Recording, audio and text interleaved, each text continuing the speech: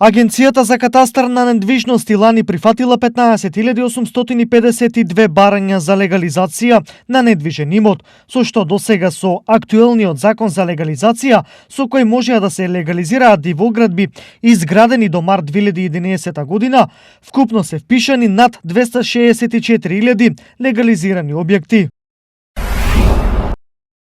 За 250 милиони евра помалку пари испратиле печалбарите минатата 2020 година.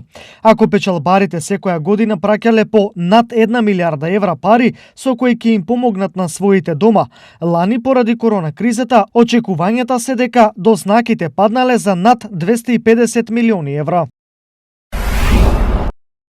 Малопродажните цени на евродизелот и на екстра лесното масло за домакинство се зголемуваат за 1,50 денари и од вечер на полнок ќе изнесуваат 54,50 денари за литар, односно 43,50 денари за литар, соопшти регулаторната комисија за енергетика.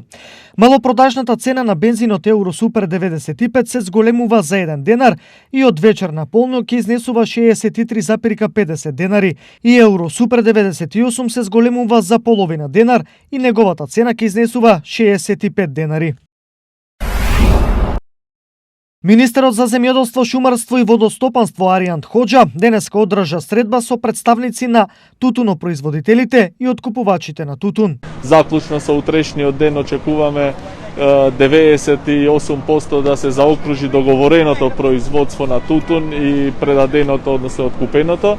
И после тоа ќе продолжи и откупот на вишокот на тутун, што е реално најголемиот проблем во ова сезона. Реално гледано ние сме кажале јавно и тука дека во петиот пакет економски мерки сме предвиделе 5 милиона евра од прилика за тутунопроизводителите.